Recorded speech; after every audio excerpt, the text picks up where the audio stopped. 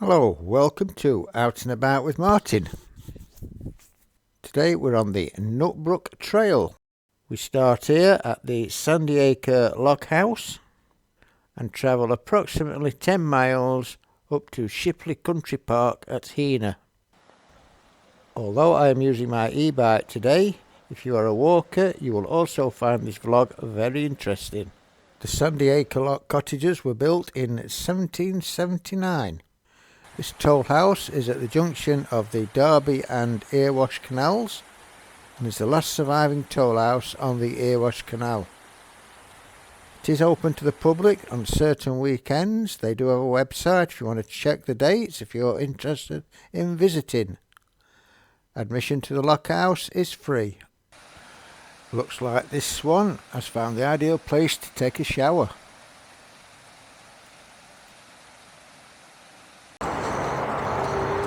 In its heyday, the Erewash Canal was one of the most prosperous canals in the country due to the proximity of coal mines, steel works and grit works.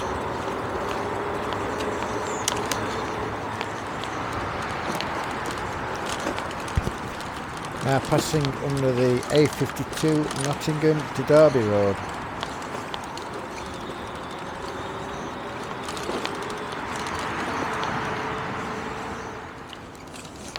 Yep.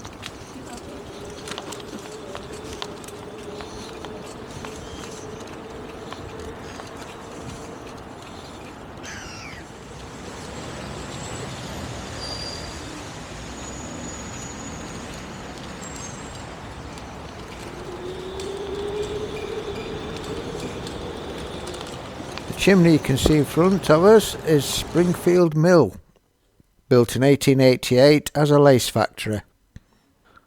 The mill is currently being converted into apartments.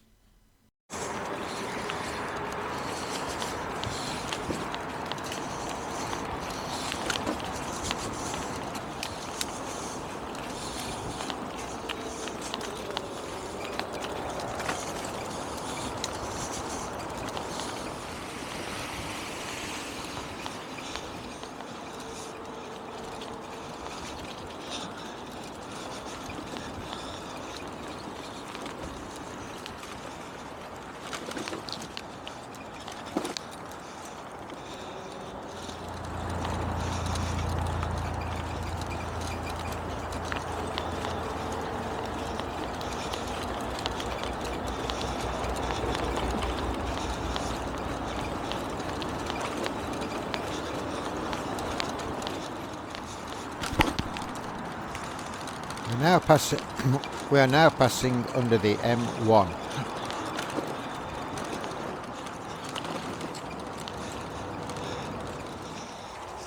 We're now at Swinton Lock. This is where we leave the Erewash Canal and follow the National Cycle Network along a disused rail track at the side of Nutbrook.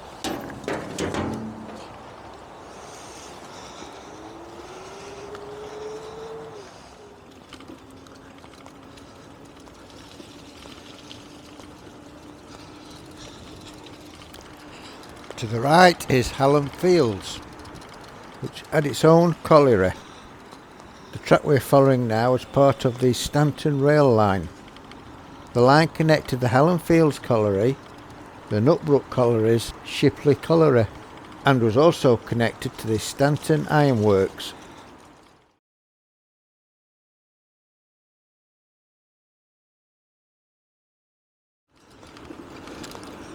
We're now entering Manorfields Nature Reserve, which is a series of 6 settling ponds which pump the water out of the old Shipley and Mapley colliery workings.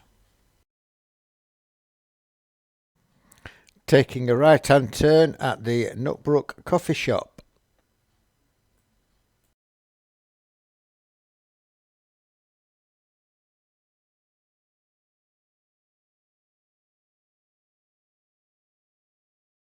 This is where you would normally turn left into Shipley Country Park, but due to extensive redevelopment of Shipley Lake we are having to take a detour.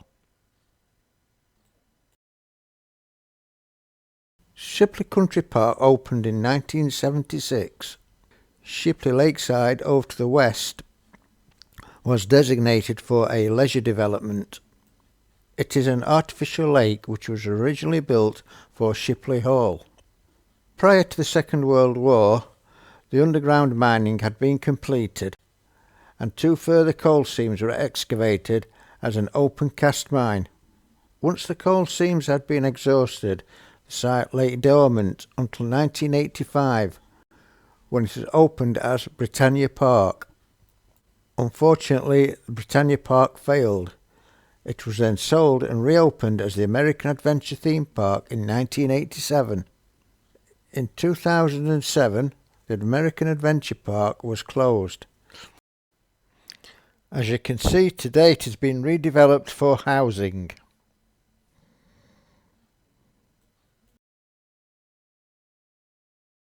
As we rejoin the Nutbrook Trail, you can either continue straight on into Shipley Country Park or turn left and visit the remains of Shipley Hall approximately 500 metres away. There's been a manor here since the 13th century. In 1603, Edward Lock built a larger hall. In 1713, it was passed to his granddaughter Hester, who then married Edward Mundy of the Markeaton family. In 1749, Edward demolished the hall to make way for a grander, larger hall. As the years progressed, many additions were made to the hall and it became larger and larger. The Miller Mundys made their money from the coal mining production, but this led to the downfall of Shipley Hall. In 1922, Geoffrey Miller Mundy sold the estate to Shipley Colliery Company. Up until now, the Miller Mundys had not allowed any mining to take place under the hall. Now, in the ownership of the Shipley Colliery Company, mining took place in the huge seam of coal under the hall. This caused major subsidence to the hall and it had to be demolished. In the 1970s, Derbyshire County Council bought the estate and turned it into a country park. Now just a few minutes away from our destination, Shipley Country Park Visitor Centre. I hope you enjoyed that vlog. If you did, remember, subscribe and click on the like button. That helps my channel grow. And until next time on Out and About with Martin, bye!